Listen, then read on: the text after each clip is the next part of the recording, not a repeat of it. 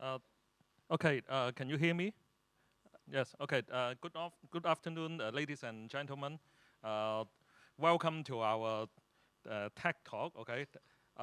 So before we introduce our honorable speaker, okay, so let me tell you what this Tech Talk is, okay? So basically, Tech Talk is a series of forums and dialogues given by engineering researchers of diverse academic background to share their insights on the innovation-related topics. And today we are very happy and honored to have Professor Jiannong Cao to be with us, giving the talk on the collaborative edge computing for ubiquitous AI.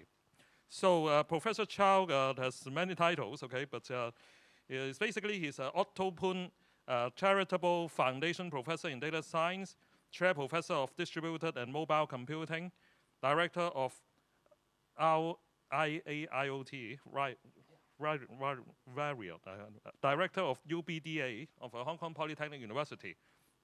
And Dr. Chao's research interests include edge computing and distributed systems, wireless sensing and networking, big data and AI.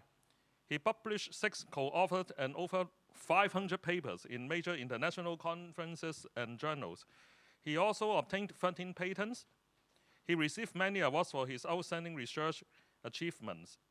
And Dr. Cao has served the chair of the Technical Committee on Distributed Computing of IEEE Computer Society in 2012 to 2014. He is a member of Academia Europaea, a fellow of Hong Kong Academy of Engineering Science, a fellow of IEEE, a fellow of CCF, and a distinguished member of ACM. So without further delay, okay, let us welcome Professor Cao to share his view on Edge AI. Thank you.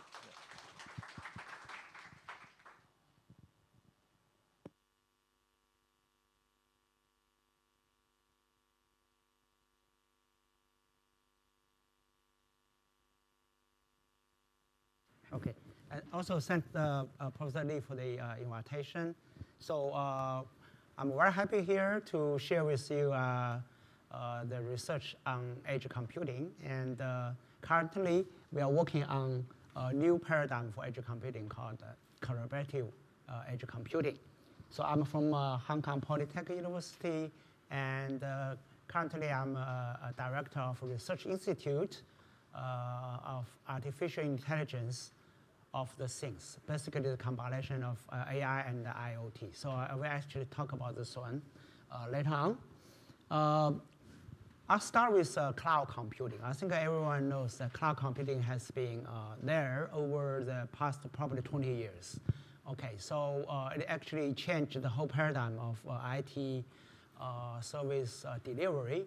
And due to this desirable properties, first of all, is actually the pool of resources. So it has very rich resources on computing, networking, data storage, and now actually all the services, including AI and IoT. And it provides the service model and also the market order. So basically, you can request service whenever you need. If you do not need the service, then you don't actually need to pay. Okay, so the cloud computing changes the whole industry and organization. So almost every organization now is partially or wholly on cloud. And then you can see cloud connectivity becomes the infrastructure and the building part of our society. So almost all different kinds of applications, smart city applications, IoT applications, actually are all built on the cloud. Okay. However, although cloud has many desirable properties, this is still not very enough by itself. Okay, for today's and the future emerging advanced applications. And the reason, actually, if you look at the diagram, you can see the reason is that the cloud hosts all the resources and also computation in a centralized, we call it centralized, now still virtual. And then for all the IoT devices distributed over every places, and then you need to collect the data and then send the data through computer networks and to the cloud. And then over the cloud, you do all the computation and then data analytics, and you send back the results. That actually has several problems. I think probably you can think of the problems. The major problem is that the centralized cloud actually forms a bottleneck. It is a bottleneck of performance first, because all the computations from all the IoT or smart city applications actually are concentrated on the cloud. And then you have probably delayed response, right? And more importantly, all the IoT sensors collect the data, need to send the data through network to the cloud. So it actually takes a lot of network bandwidths. And another concern, I think, is the security and the privacy concern. So many of the people have the worry about sending data, right, out of their organization to the cloud, especially for healthcare, for example, or for security and privacy critical applications. So the privacy is also a concern here. But you can see almost every sectors of our society now are all connected to the cloud. So is there any solution that we can solve the problem?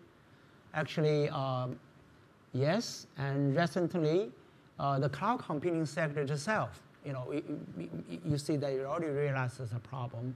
So the major cloud vendors, they actually start building the distributed data centers.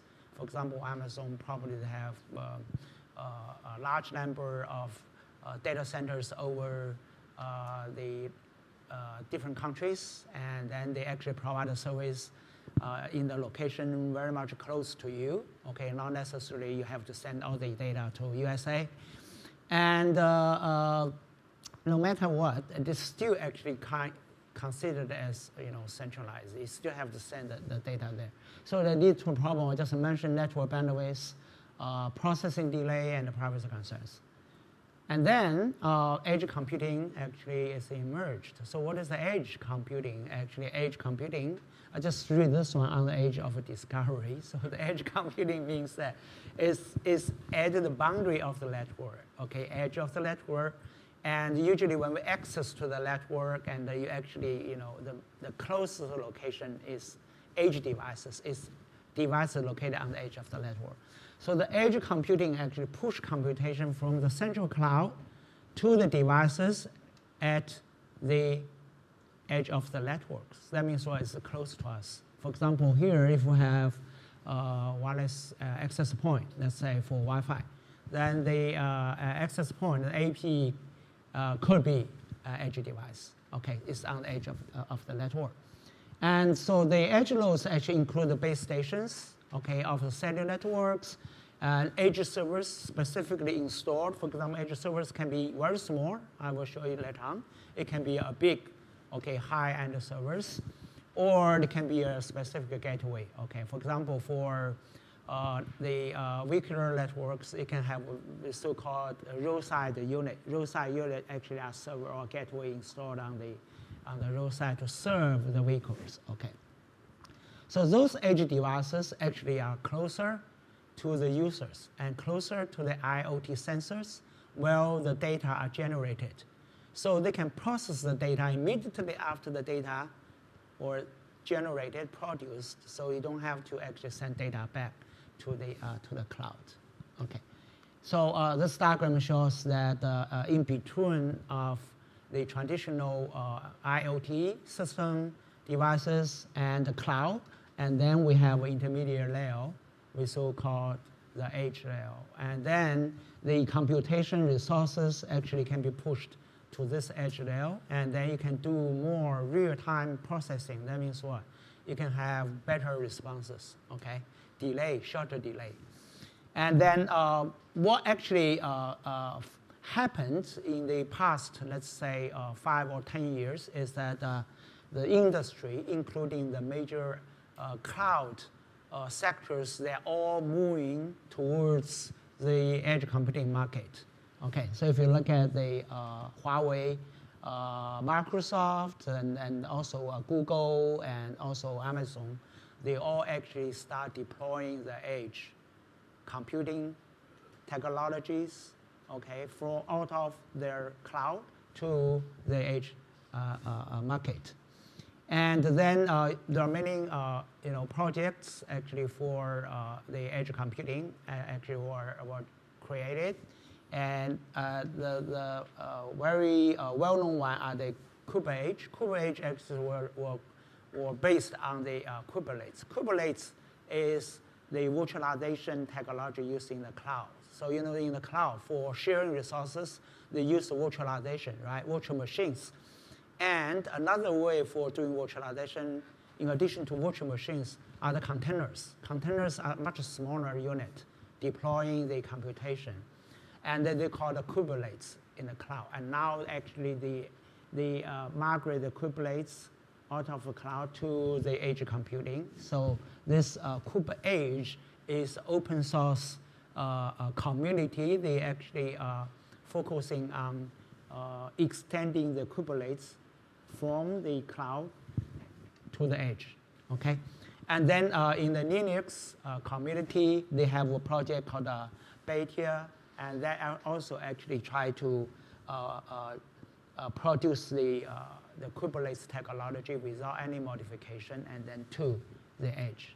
So the basic idea, they try to provide a seamless connection between the cloud and the edge, okay? So originally, what services computing provided on the cloud can be done in the same way on the edge, okay, the market. So you can see starting in probably 3 years ago, 2021, edge computing considered as one of the top 10 technology trends. But today, it's more mature and more products and service applications have been pushed out. I'll show you later on. And then I try to actually summarize the development of edge computing into 3 different phases. So the first phase I call it the edge computation, okay? And today, actually, we already moved to, we call it edge AI. So we call it edge intelligence, from computation to the intelligence. And the future actually is what I actually want to focus today is called Ubiquitous AI. That means what? We actually have edge device deployed everywhere. And the edge devices also connected with each other, so they actually are immersed into our environments, so cover everywhere. We are working, we living, and then all the AI can be deployed. So we call this called Ubiquitous AI.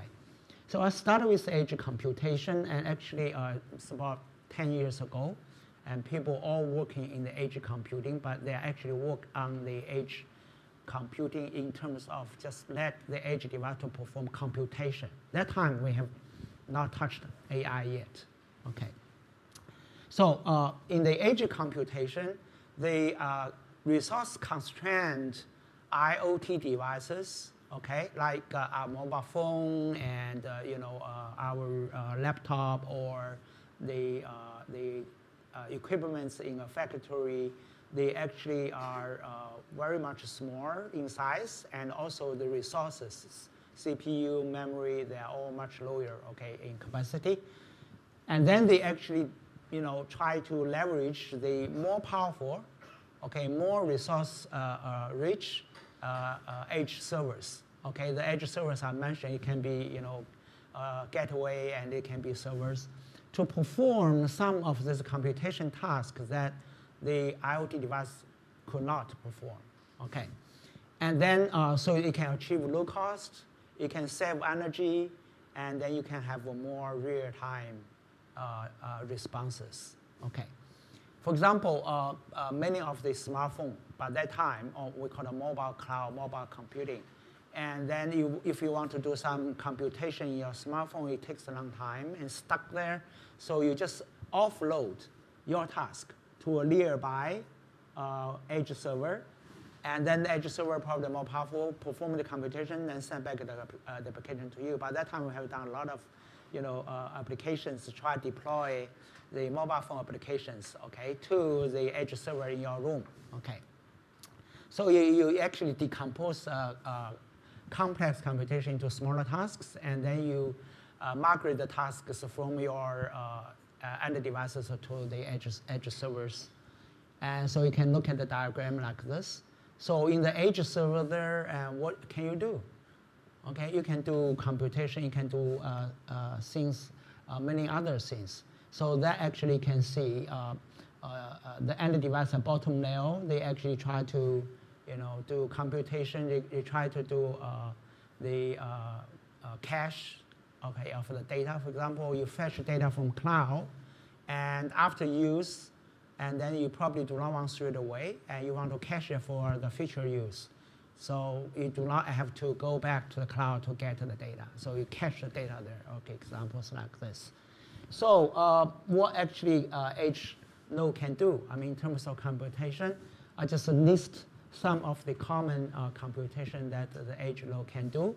The first one I already mentioned is called a computation offloading, right? Some small computation task. For example, you catch a camera, a photo, you want to beautify your photo, and on your phone, by that time you cannot do it, and you offload to a edge server, and then let the edge server to do the image processing, send it back. This is called computation offloading. And network controlling, for example, if your IoT devices are connected to multiple networks, and you do not know which one you want to choose, sometimes you need to actually do some calculation and figure out the bandwidth and figure out which network actually you can use. This is called a network selection or network switch. And if you do this on your end devices, actually, because the energy and the resource constraint, you may not be able to do it. So you also can offload the network controlling functions to the edge device.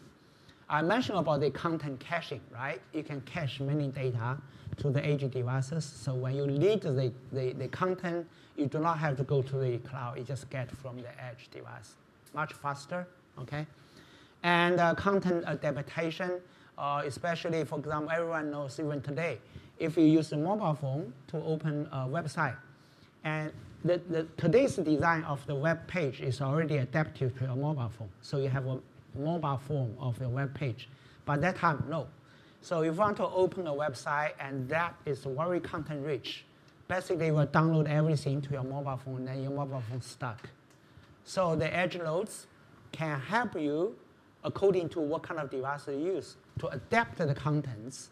For example, you can delete many of the pictures, only send the text to you. This is called adaptation. And data aggregation, and you can aggregate the data from multiple sources at the edge server, and then you send aggregated data to the cloud rather than send each stream of the data to the cloud. So many functions are here. The last one is security. And all the security functions need a lot of computation, especially for encryption, decryption, and that need large computation. Your mobile device probably cannot do it, so you offload this to the edge servers. Okay, so all of those called edge computation, and I think a lot of research have been done in the past, probably over 10 years. Still today, many people doing this, but less, because everyone now moves to AI. Okay, so the next one is about edge AI, and everyone knows the AI has been, emerged over the past 5 years, and then due to the increasing power of the cloud resources, CPU, storage, and also the algorithms. Okay, and then we will be able to train more powerful AI models. Okay, and at the same time, the edge hardware has been advanced a lot. Okay, so today, for example, your mobile phone can have GPU, okay, and our small edge node can have GPU, robots can have GPU cars, so they will be able actually to perform AI functions. And then the moving from the cloud AI, that means what? In the past, all the AI models training, inference are performed at the cloud, and now they actually can be moved to the edge devices, okay? Because edge devices are more powerful. So this is called the edge AI. But how this one happened, I just mentioned, you have a large number of data generated, okay, and then you send this probably to the cloud.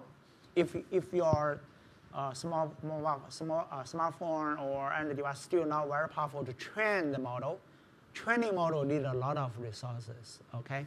So you can still do the processing for training of your deep learning, deep neural networks or any kind of neural networks on the cloud, no problem. You train this, spend probably some time, 10 days or whatever, you got the model.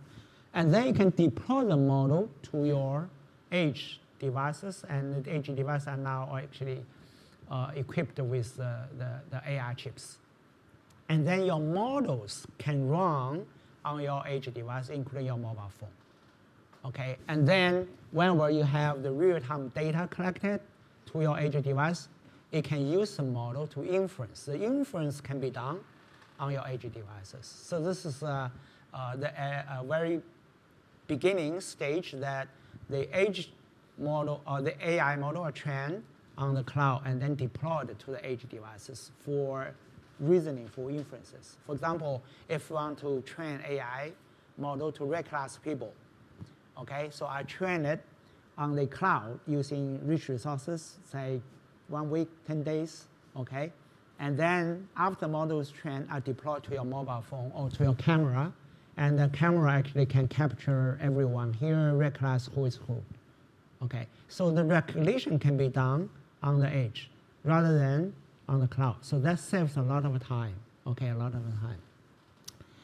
So, and then you can see that in the past years, many people try to do edge AI applications. They actually train different kinds of AI models deployed to the edge devices. So in our lab, for example, this one is called a full safety. So we have actually got the RGC Research Impact Fund with professors in our full safety. Okay, we use IoT and AI and also blockchain for improving the food safety. Traditional food safety use the technologies. You have to extract the food samples, okay, and then send to the lab, do the sampling, and then use high-end equipments, okay. And then it's not available everywhere, for example, and it actually takes time, and it also is quite a high cost. So with edge AI, we'll be able actually combining with the sensing techniques, we'll be able to do the low-cost food safety and real-time, automatic, and also high accuracy. So give you an example. One is called a liquid fraud detection. Okay, everyone knows for detect the quality or whether or not it's a faked wine or faked multi, okay? And usually what you do, you need to open the bottle, right? And extract the liquid and send to the lab and use the equipment there and do the testing. Government usually go to different places, getting the sample, right? And then to do the testing. But now this has the disadvantage I already mentioned, okay? But with the edge AI and the low-cost sensing, and Cheng did a lot of sensing, okay? So sensing technology have been developed a lot as well. Combined with sensing and AI, we will be able to do something like this. So you just use acoustic sensors, low cost, okay? And for example, you just have speaker, and they actually emit the wave, acoustic wave, and then cross this bottle of wine, and then received by a microphone on the other hand, okay? And then because different liquid absorb the wave energy in a different way. So this is called a fingerprint. Just like everyone's fingerprint is different.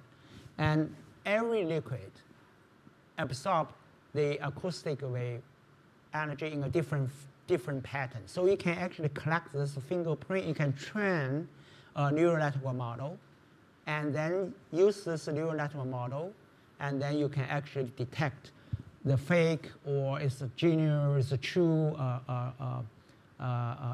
liquid. The liquid can be wine, and can be oil, it can be very expensive drugs, etc. Okay, so we have actually developed this edge device. It's just a very small box, and now we even have a very smaller one. We want to develop a portable one that you can detect the wine. Even the same brand of wine, different years, you can also figure out the differences. Okay. And another one is food freshness monitoring. For example, apple, bread. Currently, how can we detect? We just touch and use your eyes, right? But for some other food, or even for our human skins, and using eye and touch, probably you'll not be able to detect. So you use what? Traditionally, hyperspectrum, okay, image. Hyperspectral image actually can recognize probably 100 to 200 times of the features of our RGB camera. Okay, but it's very expensive. Usually the camera will cost, say, over 50,000 US dollars. So our, people probably, customer will not be able to, cannot offer to buy such cameras. So what actually we can do is also we use GANs. GANs is generative adversarial network. So we collect some of high spectrum images, and then we use GAN to generate such image and train GAN model. And then the GAN will be able to generate many such high spectrum images, and then to use these images to classify the freshness of the food. And then you actually use your just camera, your mobile phone, capture RGB photo, and then we use this called image-to-image translation technique. It's still also a neural network to do it. And then you will be able to analyze the features of the food using the high spectrum images generated. Okay, so the accuracy also can be very high. So this is just an example saying how edge AI can enable us to perform traditional food safety tasks, okay, using low-cost sensing and also detection and diagnosis. And another example I want to say is called edge AI real-time video analytics. And this is actually an example. Actually, we work with a hospital, Queen Elizabeth Hospital. Actually, what they want to do, they want to monitor the logistics of the hospital caring nurses and also the doctors. Okay, so before they can touch the patient, they need to wash hands. They need to follow a procedure. How can you monitor such a procedure, right? And so that you can remind the nurse and the doctor to follow it. And before they use RFID tag to monitor hand washing, etc. And they also always want to use camera, but they worry about the privacy. They don't want to send the data to a server to do some processing.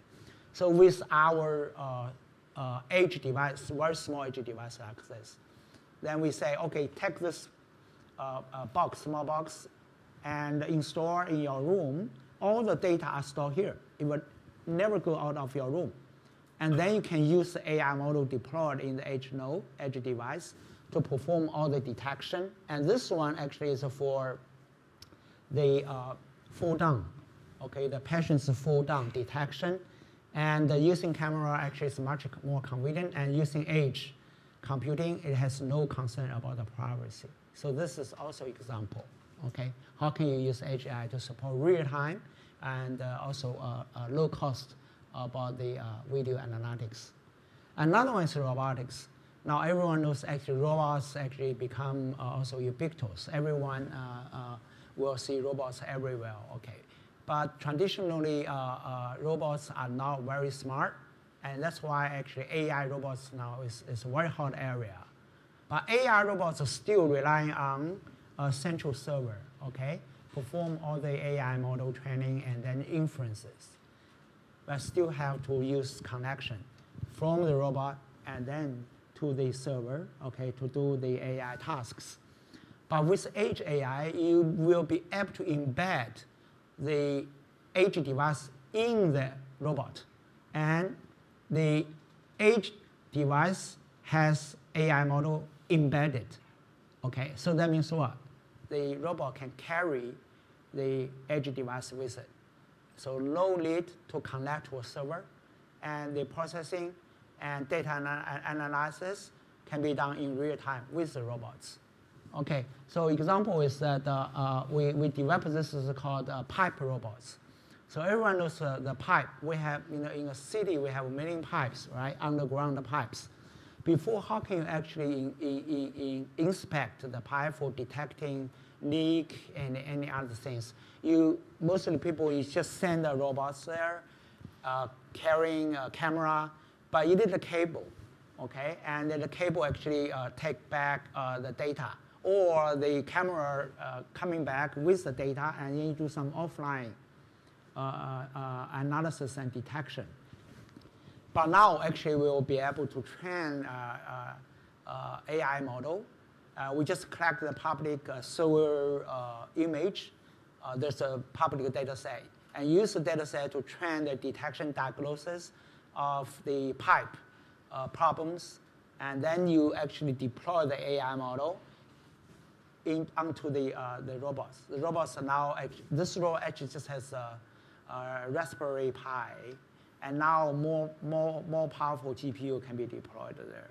Okay, so GPU probably takes about $8,000 or something, and then maybe later on you can have less cost. Okay, and then the robots can actually go down the ground and then do the real-time diagnosis using wireless. They can send back the data. Okay, so I just mentioned about all the example, but I don't know you notice a lot. Still, this is a single load edge computing, right? We just rely on single edge devices. But for emerging applications like Industry 4.0 and also intelligent transportation, autonomous driving, and metaverse, we need a large scale. So single load cannot cover large scale, right? And also people moving around. So we need dynamic access to or connection to the edge load. So single edge load fixed in a place cannot serve the purpose. So we can see the emerging application that require more edge computing power that a single edge load probably cannot provide. And also they need more real time and more intelligence. That means what? We need probably the AI model training happening on the edge devices in real time, rather than I just mentioned, you train the AI model in the cloud and deploy. So you need to train the AI model on the edge devices. That means what? You need a more powerful edge computing power. Okay. So that actually drives the convergence of AI and IoT. And in the past years, there's a term called AIoT. Okay, so AIoT is a combination of AI with IoT. Especially now, the IoT has deployed more and more sensors, 100 billion sensors by the year of 2025 or 2030, and all the sensors generate a huge, amount of data. Those data must be processed on site. We call it streaming data. Those data probably cannot be sent back to the cloud. So we need actually AIoT to equip IoT system with AI, more AI power. Okay. And then you can see the AIoT also transform traditional IoT system from data collection, data sharing, to more data discovery and also knowledge discovery. So currently, if you look at the AIoT systems, they can make very smart decisions, like they can predict the transportation traffic and recognize user behaviors and intentions, and also monitor personal health, and also preventively maintain the machines for Industry 4.0. Okay. But how can we have more edge computing power? Look at that. At the very beginning, I mentioned, edge computing is emerging technology. Actually, people probably will think edge computing will replace cloud. but actually not. Edge computing is a complementary technology of the cloud.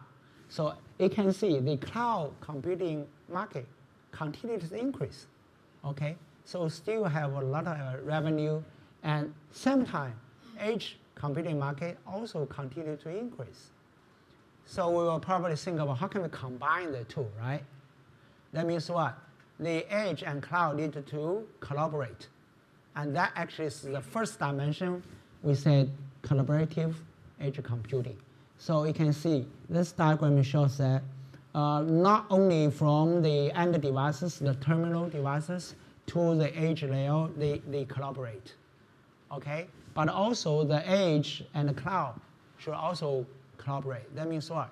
Some of the computations that edge device cannot perform, they still need to rely on the cloud. Okay. Same, another one is that this is called a vertical collaboration. Okay, vertical collaboration. The cloud, edge, and the IoT devices. And usually people say cloud, edge, and. Okay. But horizontally, the edge device and edge device should also be able to collaborate. So that actually will empower the computing capacity at the edge layer by itself. Okay, so I just mentioned that the emerging smart city applications, they demand not only the vertical collaboration, but also horizontal collaboration. Okay, for example, they need a large-scale deployment covering a larger area, okay? And they actually need the ultra low latency, like especially like metaverse, immersive interaction. They need immediately interaction. Dynamic access, the user move from one place to another, so they should be able to connect to any of the edge devices and into the network. And they need more AI. Okay, so AI means what? The AI need to be trained within the network and then deployed on the network. Okay, so the current edge, if you look at that, is each individual edge node cover a certain group of end devices, and each edge node connect to one of the cloud. But in the future, that's what I mentioned, that all the edge node will be form a network itself, and they can connect to multiple cloud, and the multiple cloud also will be indirectly connected. Okay, so that actually is the second dimension we call collaborative edge. In the collaborative computing means at the edge layer, the edge devices will form a network. Actually, many years ago, we already started doing this research. We call this edge mesh network. So the edge nodes connect to each other, and then they share resources. Okay, so one computation can be decomposed into smaller tasks, and the smaller tasks can be deployed into multiple edge nodes, not only a single edge node. They can also be deployed to the cloud. So that means you have multiple choices. I'll give an example. So you can look at the bottom layer diagram. You have a complicated computation, okay? Then you decompose the computation into tasks. The tasks can be represented by a graph. Each node is a task. And the edge between the graph node represent the task dependency, okay, relationship. And then we decompose this task graph, okay, and then allocate those tasks into the whole network. So that allows us to employ more edge computing power. And if the edge computing power is still not good enough, you can offload more to the cloud. Okay, offload more to the cloud. So that's the second dimension of collaborative computing, edge to edge. The first one is edge to cloud. Okay. And then you can see in this collaborative edge computing, one critical issue or one critical function component is task scheduling. Okay, the task scheduling is very important. So how can you decompose or partition complicated computation like AI training model? Now people talk about large language model. Okay, how can you decompose into smaller tasks and then allocate each task to individual edge nodes and also the cloud nodes. Okay. So example, this is one scheduler framework of our recent CRF project. And actually, how can you have a collaboration between cloud and also the edge? So at the top, and then you have a scheduler, and this one is particularly used for AI model training. Okay. And then you have a training task, you have inference task, and then how can you decompose this, and then actually allocate this into either the end devices or the edge devices or the cloud. Okay, so we have very large space of computing power for you to select and allocate the tasks there. So the task scheduling is very important. But task scheduling in such a collaborative computing context is very, very difficult. It's much more complex. Traditional distributed systems, traditional data center, they always have task scheduling for allocating tasks into multiple processes. But in that context, the data are centralized. They can decompose the data together with the task and allocate to the processes. But in an edge computing environment, the data generated from the end devices. Okay? So the generated bottom up rather than top down. That means when you allocate tasks, you have to consider where the data come from. So you have one more dimension. The task scheduling must be data aware. Okay, where the data, then you locate the task locating to different data. So you have the edge node connecting to different tasks have different data generated, and then how can you actually map the task to the data and then map task to the individual hardware devices. So this is much, much more complex. And then we have actually done the task scheduling, task allocation over the past 10 years, starting you can see from 2013. And then as the underlying edge environment changes, we have more and more tasks to do. And before it's just computation task, and now we have more and more about machine learning, distributed machine training, and also federal learning, and also AI model inferences. So I just want to emphasize task scheduling for complicated tasks in such an environment is a very important research area. And now I want actually to give some examples, okay? Particular example, I mentioned about this edge AI video analytics, right? But that edge AI video analytics is actually focused on a single edge node in a hospital room, for example. But now you found actually cover the whole campus. So in our university now we build this called smart campus. And then we actually deploy our edge nodes around different places of the campus. Now the edge nodes connect to each other, and each edge node can connect to multiple cameras. Okay, and in that way, the video analytics actually are done in a collaborative way. For example, we want to count number of people, okay, in a building. How can you know multiple entries of people actually is only counted as one person, not multiple times? And when the person actually leave one room, enter another room, how we know that it's the same people? Okay, so that actually leads to collaboration between the cameras and between the different edge nodes, okay, connecting the cameras. So this is called collaborative edge AI video analytics. And so we'll be able to actually to monitor the people actually out of leaving one room, enter another room, we'll be able to realize this is the same people, okay, same people. And another example is actually we call a digital twin or a metaverse. And metaverse actually everyone knows is the integration of physical world and the virtual world, right? But how can you map the physical world onto the virtual world? And this is called the P2V, so physical to virtual mapping. Okay, for example, I want to build a metaverse of this room. now we have so many people. I want to immediately reflect this one into the metaverse room. That means what? I need to collect real-time information, right? And then reflect that to the metaverse. So with our collaborative edge computing platform, with different kind of sensors, cameras, we'll be able to, collect the real-time physical environment and physical object information and map to the virtual space.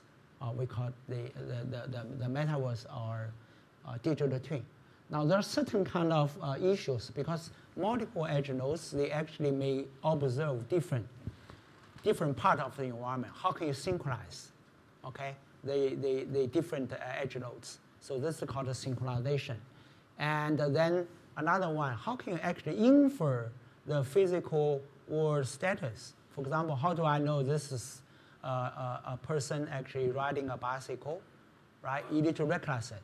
So that also rely on the previous video analytics. So this actually combined use of the AI, different kind of AI models for doing this. So in our lab, we also built such a test bed. So you have a physical world at the end, and then we have this called P2V system, and then you collect the information using edge nodes. You schedule the different kinds of recollection inference tasks to different edge nodes, and then you do the model inference. Okay, and then the edge nodes collaborate by offloading the tasks to each other. Sometimes some edge nodes are idle. They can perform some tasks on behalf of other tasks. So they actually share resources. Okay. And then you can say we can map the physical environment and in a very short time, real time, to the virtual space. Okay. Now, as the scale becomes larger, they become more and more real time and becomes more challenging. Okay, of doing this.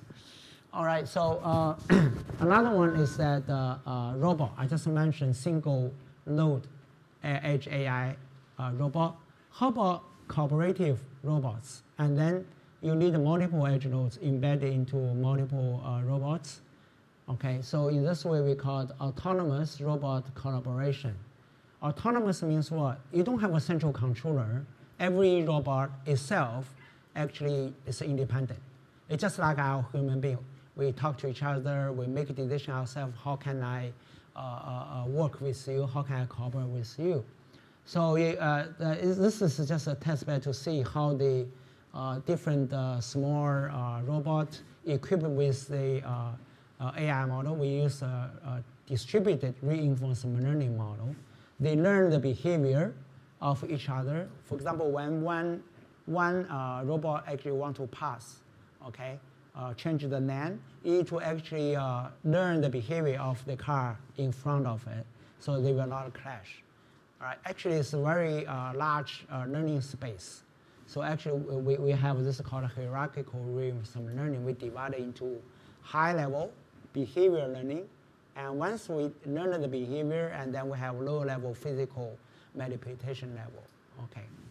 And each robot actually also uses machine learning to learn how to follow the lanes. So this also, each robot is an edge node, and they will have multiple edge nodes collaborate. So this is another example. Okay,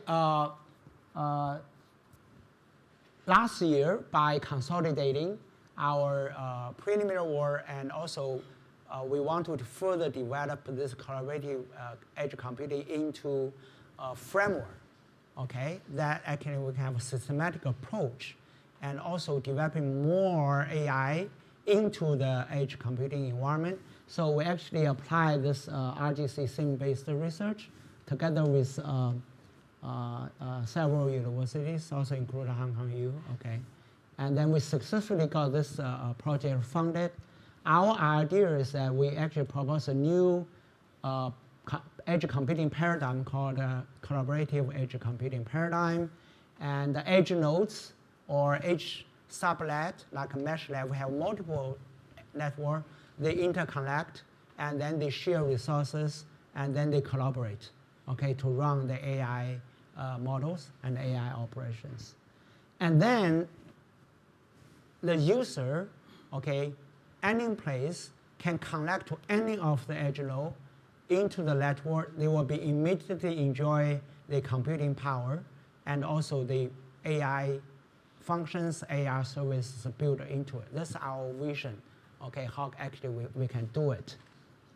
So in order to do that, actually we propose a framework, and mostly we have 3 major tasks.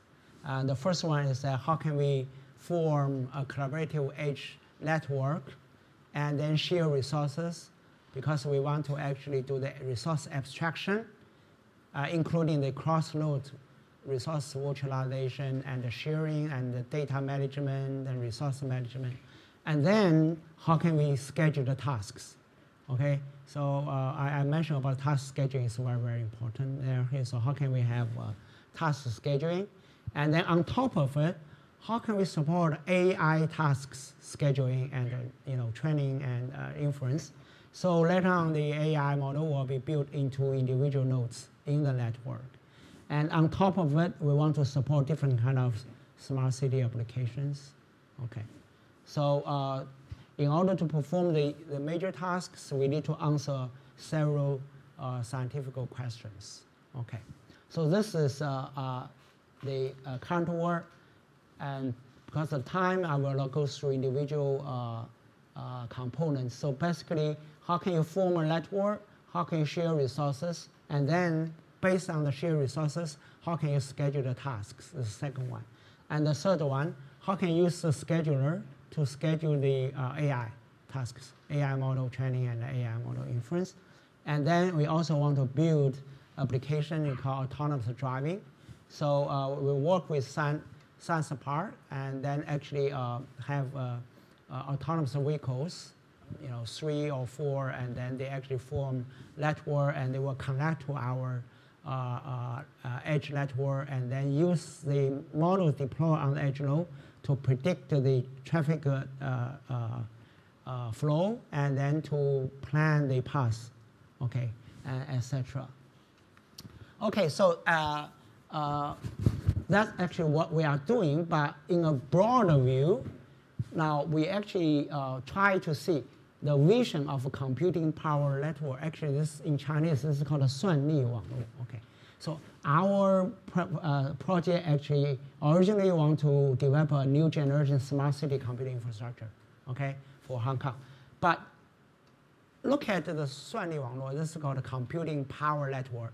That actually was proposed in mainland China and also in Greater Bay Area. And this is called the 东数西算. That means what? All the computations and intensive tasks on the eastern China part probably can be shifted or scheduled to the data network or the computing power located on the west part, China part. Okay, so they gave this name, this network name called computing power network. That means they want to integrate all the powerful supercomputing centers, cloud centers, and then into a seamless network. And any user connect to the network, the task will be scheduled within the network. Okay, within the network. That means what? Not like before, you have to find data center, locate the task to execute there. The whole network is a computing infrastructure, is a power. So you just drop your computing task onto the network, it will be scheduled. Okay, so how can we have this? You need to build the access layer. So our project, our collaborative edge net can serve this access layer of this computing power because edge is close to everyone. Okay, it can be deployed everywhere. So once you connect to our edge network, and then you can connect to this computing power network. Okay, so that actually is our higher level vision. And then, even more vision, we actually look at the future computing power. We actually see that the computing infrastructure, all the computing nodes can come from different stakeholders, right? Not necessarily from the same stakeholder. For example, we build our edge network. The edge nodes may not always come from us. They can come from Huawei, they can come from Alibaba, they can come from edge network companies. So in that way that the nodes in an edge network can be heterogeneous in terms of capacity. It can be heterogeneous in terms of where it belongs to, the ownership. Okay, so we call this decentralized collaborative computing. Now that actually adds another dimension of computation complexity because you have to encourage people to share, right? You have to give incentive when people share their edge nodes, share the computation resources to you. And how can you recognize their contribution as well? Okay, so we have to modify our framework to add the blockchain into it, security into it, and incentive into it. And that happens to be what? Happens to be the so-called Web 3.0. So currently the Hong Kong government push about Web 3, right? Web 3 is the next generation web, and it's totally decentralized. Now, decentralized means there's no controller, no owners of the platform. Every one of us, user, our data, our contents generated are owned by us, okay? And you create the content you can sell, and the money go to you rather than go to Google or go to other companies, okay? So this is our vision, and Web3 infrastructure. Actually, before we study the Web3 infrastructure, is a data infrastructure. How can you share the data using decentralized data storage? And now, how can you do the computation using decentralized computing power or computing infrastructure? And that happens to be in the Web3 community. There is a term, it's a new technology called DPIN. DPIN is called Decentralized Physical Infrastructure Network. So it can match actually into what I just mentioned. So in the future, we have data computing, AI services will be integrated seamlessly in Web3, and everyone will be able to use, to contribute, and then to collect your benefits, okay, freely. So in that sense, we have really ubiquitous intelligence achieved. Okay, by saying this, I finished my talk. In the future, we have this ubiquitous edge intelligence. We will be able to have smart things, I just mentioned. We have smart environments, okay? And we will have also smart people, and all are actually built on top of the edge intelligence. Okay, so the last one is for our AIoT research institute. We are looking for the collaboration, really. So actually, this is an interdisciplinary platform. And we have over 40 professors now from 20 different departments. So they can say they work on all different aspects, areas, including the material, sensor, network, different models of this.